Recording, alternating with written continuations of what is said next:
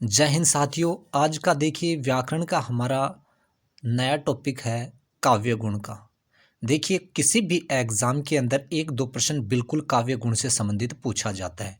अगर आप first grade की तैयारी कर रहे हैं टीचर के लिए, सेकंड ग्रेड की कर रहे हैं, रिट के लिए भी कर रहे हैं, तो भी देखिए वहाँ से एक प्रश्न दो प्रश्न बिल्कुल काव्य गुण से पूछे जाते हैं। अब देखिए हम इस वीडियो में देखिए बात करेंगे कि काव्य गुण क्या है, उसकी परिभाषा, उनके भेदों के बारे में और उदाहरणों के बारे में, और एग्जाम के अंदर परीक्षा के अंदर कैसे कैसे प्रश्न पूछे जाते हैं काव्य गुण से संबंधित, उसका देखिए हम पूरी विस्तार रूप से अध्ययन करेंगे।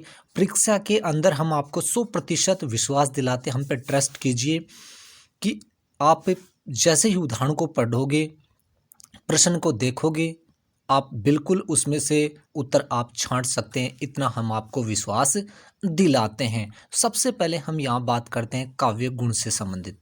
देखिए परिभाषा होगी हमारी, रस के उत्कर्ष में सहायक तत्वों को काव्य गुण कहते हैं। अब मैं सीधे रूप में आपको बताऊं कि जिस काव्य रचना को पढ़ने से हमारे जो हृदय में एक आनंद की अनुभूति होती है और जो जोश आ जाता है, प्रसन्नता होती है, हृदय वो हमारा जो हृदय है उसमें एक चित्त का सा विस्तार हो जाता है, और ये सब क्या कहलाएंगे, हमारे काव्य गुण कहलाते हैं। यानी सीधे रूप में अगर परिभाषा को जाने कि जिस रचना को पढ़ने के बाद हमारा जो हृदय है वो आनंद से द्रवित हो जाता है, वो हमारे क्या होते हैं, यानी कि गुण होते हैं, वो सारे काव्य गुण होते हैं। तो रस के उत्कर्ष में सहायक कौन क्या होते हैं, काव्य गुण होते हैं, और वही तत्व हमारे क्या कहलाते हैं, काव्य गुण कहलाते हैं।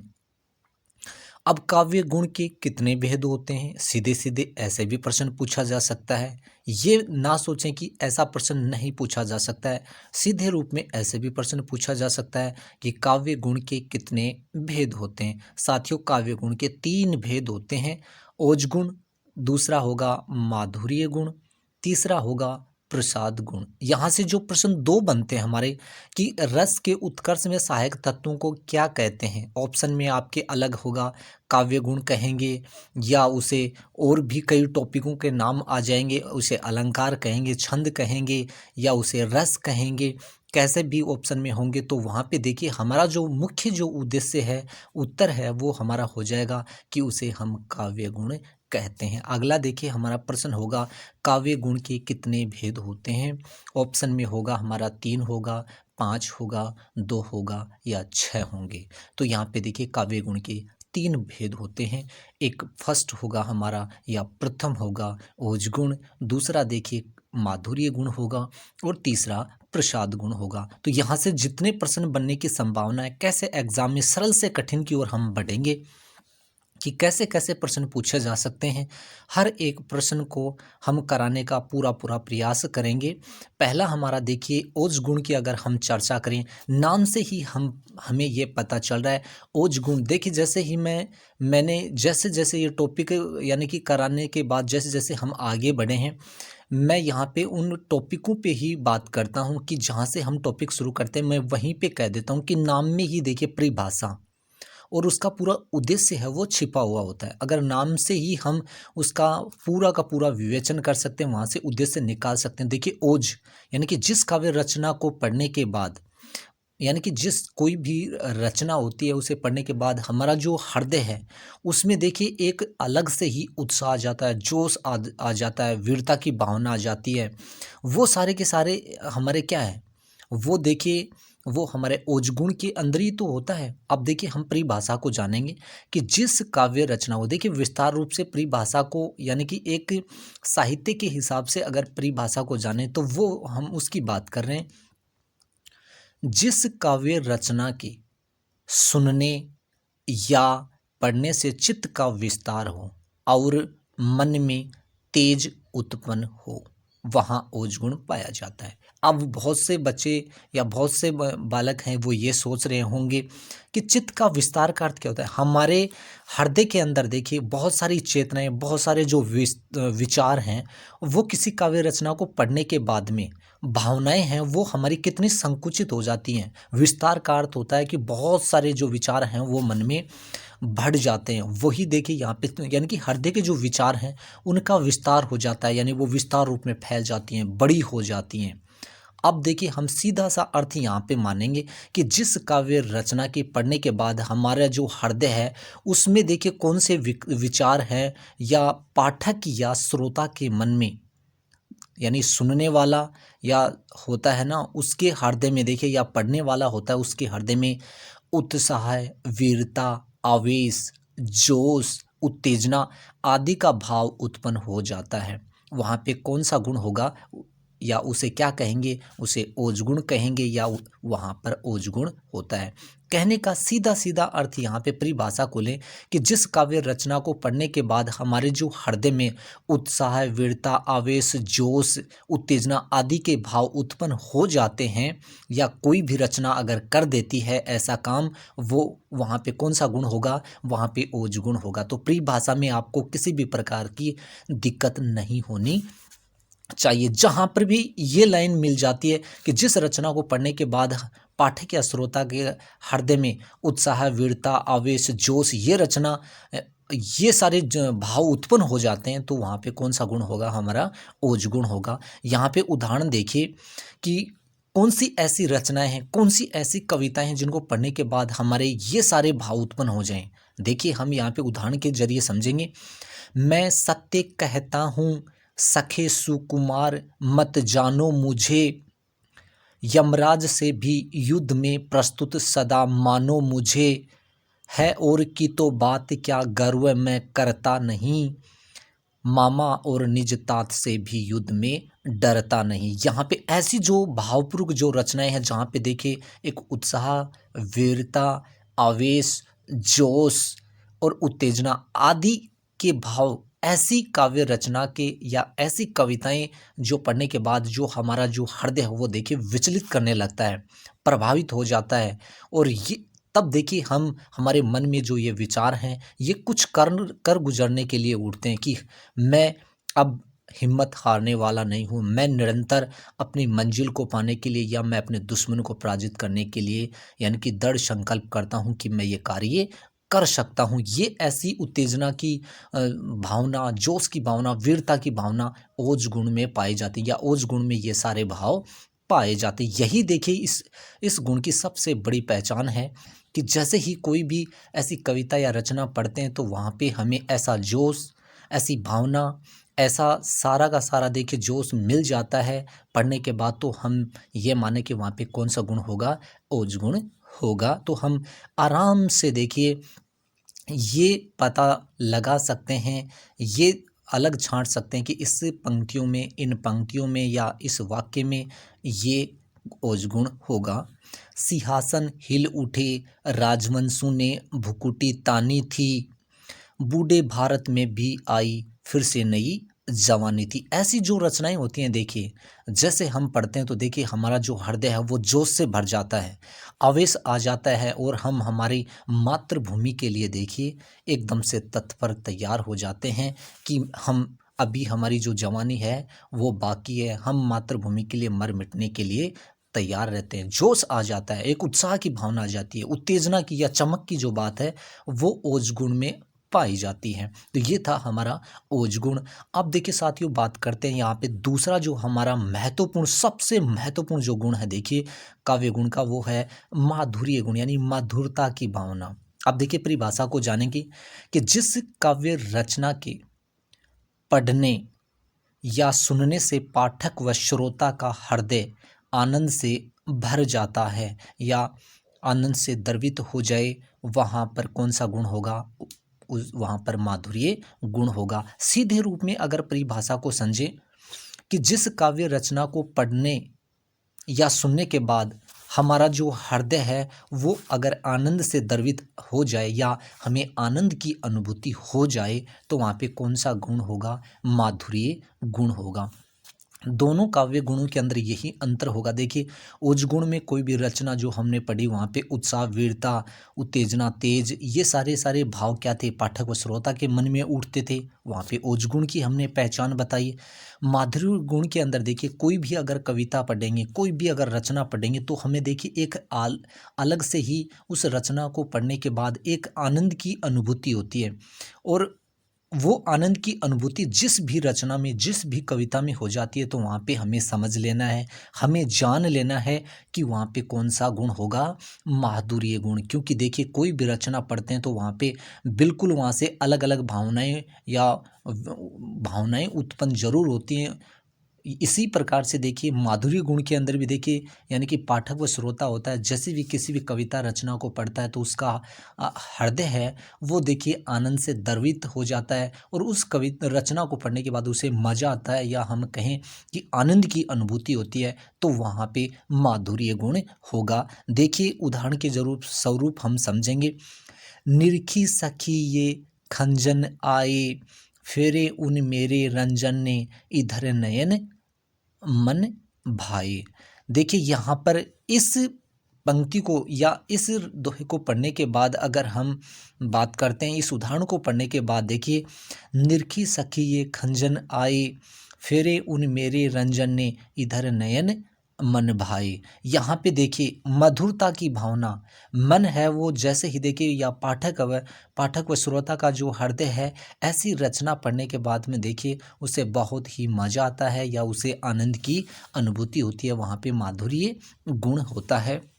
इसी प्रकार से देखिए, दूसरा उदाहरण हम यहाँ पे जानेंगे। बिंदु में थी तुम सिंधु अनंत, एक सुर में समस्त संगीत, एक कालिका में अखिल बसंत, धरा पर थी तुम शौरग पुनित। ये भी देखिए वो कविता है जहाँ पे देखिए हमें जैसे ही हम पढ़ते हैं तो हमारा जो हृदय है, ऐसी कविताएं पढ़ने के बाद आनंद की अनुभूति है होती है, मज़ा आता है। एक अलग ही अंदाज में देखिए हमें आनंद का, यानी कि वो मज़ा आता है जहाँ पे देखिए हम ये पता लगा सकते हैं, हमारे हृदय से पता लगा सकते हैं कि इसमें ये माधुर्य गुण होगा। तो यही देखिए पहचान है कि इन रचनाओं को पढ़ने के बाद में हमारा जो हृदय वो आनंद से द्रवित हो जाता है। सटीक जो अर्थ की अगर हम बात करते हैं, वो स्पष्ट रूप से हमारे चित्त पर प्रभाव छोड़ देता है। अब देखिए, यहाँ पे तीसरा जो भेद है वो काव्य गुण का, वो है देखिए प्रसाद गुण की बात करें। अब देखिए, ओज गुण में हमारे कौन से भाव उत्पन्न हुए थे? कविता या रचना पढ़ने के बाद उत्साह, वीरता, आवेश, जोश और उत्तेजना की भावना उत्पन्न हुई थी।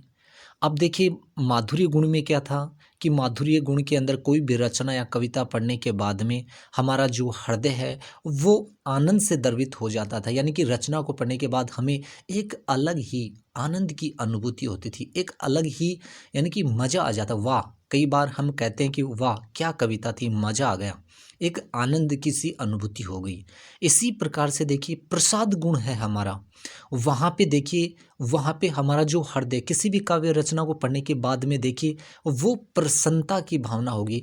प्रसाद का शाब्दिक अर्थ होता है प्रसन्नता। देखिए, जिसके चित्त में उदय होते ही अर्थ ग्रहण हो जाए, यानी किसी भी रचना को पढ़ने के, इसका देखिए प्रसाद का अर्थ होता है प्रसन्नता। सीधे सीधे अर्थ में अगर पूछ भी लिया जाता है कि प्रसाद का शाब्दिक अर्थ होगा यानी प्रसन्नता, यानी कि कोई भी अगर रचना हम पढ़ते हैं और पढ़ने के बाद हमारे हृदय में देखिए उसका अर्थ है वो एकदम सटीक बैठ जाए, या हमें हमारे हृदय हृदय के अंदर देखिए उसका भाव है वो ग्रहण हो जाए, या हमें पता लग जाए कि ये रचना है, उसका अर्थ है वो ये होगा। हमारे जो हृदय में एक आनंद की अलग ही यानी कि अनुभूति हो जाए, प्रसन्नता हो जाए, वहाँ पे कौन सा गुण होगा? प्रसाद गुण होता है। अगर हम सीधे सीधे रूप में ये कहें कि जिस रचना को पढ़ने के बाद हमारे हृदय में उस दोहे का, उस कविता का, उस रचना का अर्थ है वो सीधा सटीक हमें पता चल जाए, वहाँ पे कौन सा गुण होगा? प्रसाद गुण होगा, जिससे हमारे हृदय में एक प्रसन्नता हो जाती है, या प्रसन्नता की भावना आ जाती है। यहाँ पे देखिए उदाहरण देखेंगे हम यहाँ पे कि गुरु गोविंद दोऊ खड़े, काके लागू पाए, बलिहारी गुरु आपकी, गोविंद दिन्यो बताए। यहाँ पे देखिए प्रसाद गुण का जो पहला जो उदाहरण था कि गुरु गोविंद दोनों खड़े काके लागू पाए, बलिहारी गुरु आपकी गोविंद दिनों बताए। अब देखिए यहाँ पे सीधे सीधे रूप में यहाँ पे कहा गया है कि मेरे सामने मेरे गुरु खड़े हैं, वो मेरे प्रभु खड़े हैं, मैं किसके यानी कि पग लगूं। मेरे उस गुरु ने मुझे यानी उस गुरु ने मेरे वो नेत्र ज्ञान की जो होती है वो उन्होंने खोल दी है, जिससे उन्होंने मुझे बता दिया कि मुझे किसके पैरों छूने, क्योंकि मेरे सामने देखिए मेरे गुरु और मेरे जो प्रभु हैं वो दोनों ही मेरे सामने खड़े हैं। उन्होंने देखिए मेरी जो अज्ञानता की जो भावना है वो उन्होंने मेरे सामने दूर कर दिया। तो यहाँ पे देखिए सीधा सीधा जो अर्थ है वो स्पष्ट हो रहा है कि गुरु गोविंद दोनों खड़े, यानी कि मेरे गुरु ने बताया कि मेरे सामने ही देखिए मेरे गुरु और मेरे जो प्रभु हैं वो दोनों खड़े हैं। अब मुझे देखिए किसके पैर छूने हैं, मैं किसके पैर लागूं। बलिहारी गुरु आपकी गोविंद दिनों बताए, यानी कि उस गुरु ने ही मुझे वो मेरी अज्ञानता की जो आंखें उसने खोल दी कि ये वो गुरु हैं, ये वो यानी प्रभु हैं जिन्होंने मुझे इन दोनों का महत्व बता दिया कि इनमें कोई भी अलग नहीं है। तो ये प्रसन्नता की भावना न कर कहकर मैं ये कहूँ कि वहाँ पे अर्थ है वो स्पष्ट रूप से यानी कि एकदम साफ दिखाई दे रहा है। तो वहाँ पे प्रसाद गुण होगा। साँच बराबर तप नहीं, झूठ बराबर पाप, जाके हृदय साँच है, ताके हृदय आप। तो ऐसे देखिए बहुत सारे उदाहरण हैं वो हो जाएंगे, जिससे देखिए प्रसाद गुण की यही पहचान है कि जिस रचना को पढ़ने के बाद उसका जो अर्थ है वो हमारे हृदय में सटीक बैठ जाए, या हमें उसका पता चल जाए कि ये कहना चाहता है, इसका उद्देश्य यह है, तो वहाँ पे कौन सा गुण होगा। प्रसाद में देखिए उत्साह, वीरता, आवेश, जोश की भावना होगी। माधुर्य में मद यानी कि उस रचना को पढ़ने के बाद एक अलग से ही आनंद की अनुभूति होती है। प्रसाद गुण के अंदर देखिए उसका सटीक जो अर्थ है वो हमारे हृदय को छू जाए, उसमें उसका अर्थ है वो ग्रहण हो जाए, तो वहाँ पे प्रसाद गुण होगा। अब यहाँ पे प्रश्न कैसे कैसे पूछे जाते हैं वो भी देखिए हमने आपको बताया था। परिभाषा पूछ लेंगे कि रस यानी काव्य की, तो देखिए रस के उत्कर्ष में सहायक तत्वों को हम क्या कहेंगे, काव्य गुण कहते हैं। काव्य गुण के कितने भेद होते हैं, तो काव्य गुण के 3 भेद होते हैं, ओज गुण, प्रसाद गुण और माधुर्य गुण। अब यहाँ से पूछ लिया जाए सीधा सीधा कि ओज गुण किसे कहते हैं, तो मैं बार बार बता चुका हूँ, या फिर एक बार हम यहाँ पे प्रश्न के रूप में समझें कि ओज गुण किसे कहते हैं। उदाहरण दीजिए। परीक्षा के अंदर देखिए अगर परिभाषा पूछ लिया जाए कि जिस काव्य रचना को पढ़ने के बाद हमारे हृदय के अंदर उत्साह, वीरता, आवेश, जोश, उत्तेजना आदि का भाव उत्पन्न हो जाए, तो वहाँ पे कौन सा गुण होगा, या उसे ओज गुण कहते हैं। ऐसे उदाहरण दे दिया जाएगा कि मैं सत्य कहता हूँ सखे सुकुमार, मत जानो मुझे, यमराज से भी युद्ध में प्रस्तुत सदा मानो मुझे, और की तो मैं बात क्या गर्व में करता नहीं, मामा और निज तात से भी युद्ध में डरता नहीं। यानी कि पंक्ति में कौन सा काव्य गुण है, ऐसे पूछ लिया जाएगा। ऑप्शन में होगा ओज गुण होगा, प्रसाद गुण होगा, माधुर्य गुण होगा, या ये तीनों होंगे। तो यहाँ पे इस उदाहरण को यानी कि जैसे ही हमें पढ़ेंगे तो हमें ये अनुभव हो जाएगा, पता लग जाएगा कि ओज गुण की परिभाषा क्या थी, माधुरी क्या थी, प्रसन्नता की क्या थी। तो उसी के हिसाब से हम ये पता लगा सकते हैं कि इस काव्य रचना को पढ़ने के बाद हमारे हृदय में कैसे भाव उत्पन्न हो रहे हैं, तो हम इसका उत्तर निकाल सकते हैं।